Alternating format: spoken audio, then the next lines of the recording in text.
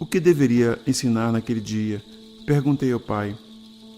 Então, observei as cabras e as ovelhas que estavam pastando na colina sob a vigilância cuidadosa de seu pastor, e a mensagem para esse dia me veio ao espírito. Levantei-me e falei para que se ouvisse minha voz até o fim da multidão. Vejam estas ovelhas e cabras pastando nas colinas. As ovelhas estão num lugar e as cabras em outro. Observem as ovelhas. São pacientes e pacíficas entre si, mesmo quando estão apertadas num canto do curral. Pastam tranquilamente, nunca reclamam o terreno que não é seu. Deixam o pasto curto, mas não o estragam, o que permite que a grama se recupere depois de passarem por cima dela. E o que é mais importante, escutam a voz do seu pastor. Portanto, ele cuida bem delas.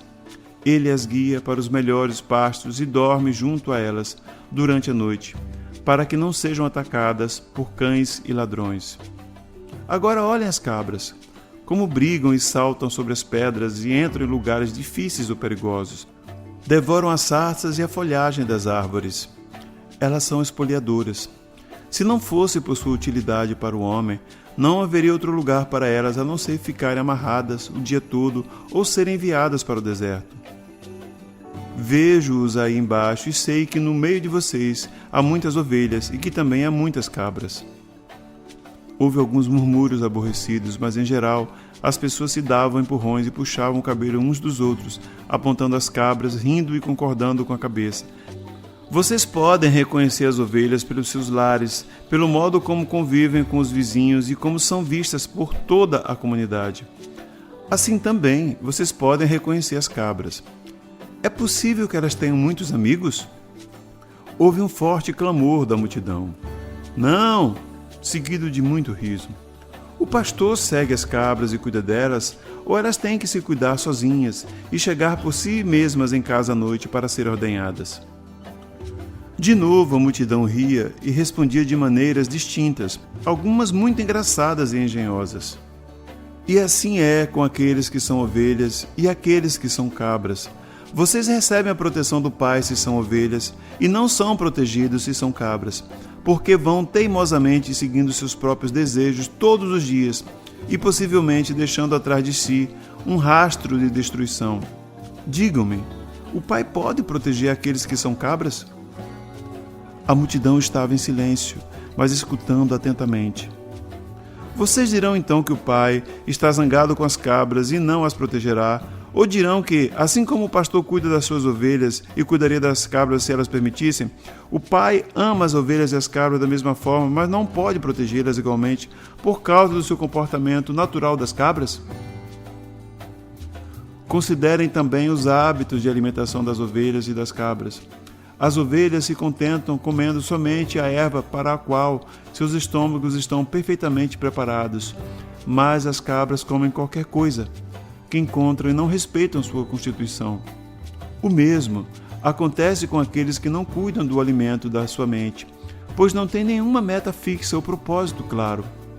Como as cabras, não percebem quando o alimento mental é prejudicial ou os leva para caminhos equivocados em suas vidas diárias, ou mesmo os arrasta para um mito nocivo ou um engano perigoso. Eles vão sem rumo, recolhendo o equivalente mental de sarças, sapatos velhos, pedaços de pano, folhas, cardos ou ervas daninhas, porque falta a eles bom senso. Um homem perguntou: Mestre, e se uma pessoa é uma ovelha, comete um erro e se vê numa confusão, o pai a abandonará? Respondi com outra pergunta. O que faz o pastor se uma de suas ovelhas cai no buraco, ou escorrega por um barranco, ou se vê aprisionada nas sarças? Eu digo, o pastor deixa o rebanho e rapidamente vai buscar a ovelha perdida, e não a abandonará até que a traga de volta sã e salva. Assim acontece com o Pai. Nenhuma ovelha pode evitar enganar-se de uma ou outra maneira, mas não duvide de que o Pai logo atenderá ao seu balido e a resgatará. E se uma cabra começar a comportar-se como uma ovelha e atender à voz do pastor, então ela também estará sob a proteção do pastor e será cuidada da mesma maneira que as ovelhas. Assim é com vocês e o reino do céu, o reino de Deus. Várias vozes elevaram-se pedindo-me que ensinasse o significado do reino de Deus. O que estou dizendo a vocês não é o mesmo que ouviram de qualquer outro profeta em qualquer tempo. Não tentem entender o que eu digo pensando no que disseram seus mestres. Eles podem somente repetir o que está nas Escrituras e não possuem nenhum conhecimento pessoal do reino de Deus ou do céu. Deus não está contido em nenhum lugar, mas está em todas as partes, como estão os céus e o ar sobre vocês. A Santa Palavra pronunciou a verdade quando disse: em Deus você vive, se move e tem o seu ser. Pois o reino de Deus está acima, ao redor e também dentro de vocês, e vocês podem entrar no reino de Deus. As pessoas exclamavam com impaciência: mas o que é isso? É um estado de mente e de coração no qual você está plenamente possuído por Deus, seu Pai. Quando você está nesse estado, o Pai é a cabeça do seu corpo e dirige tudo o que você faz e toda a sua vida. Algumas pessoas resmungavam: como isso é possível?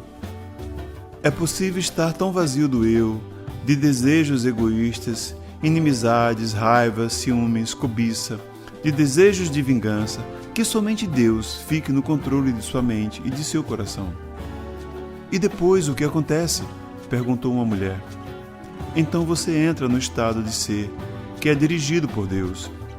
Isto é totalmente belo e glorioso.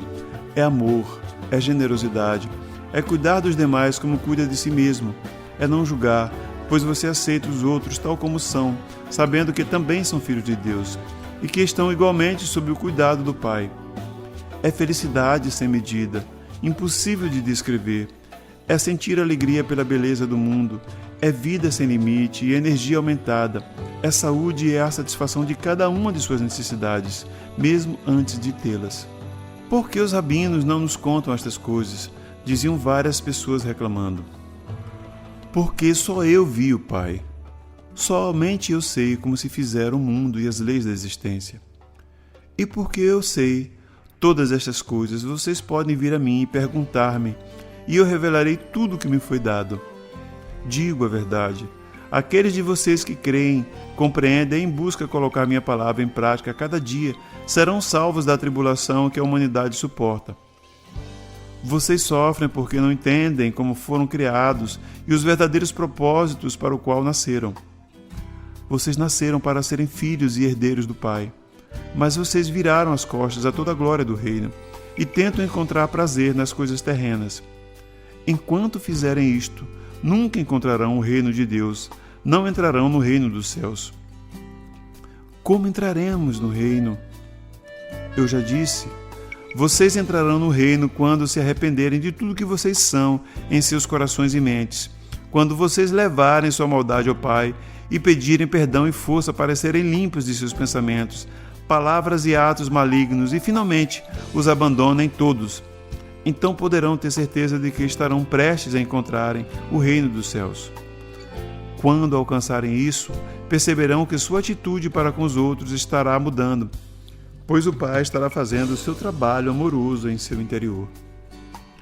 Vocês estão livres das correntes e amarras dos desejos e atos malignos que antes os aprisionavam e os faziam cativos do mundo. Mais do que isso, compreenderão que o Pai satisfaz todas as suas necessidades.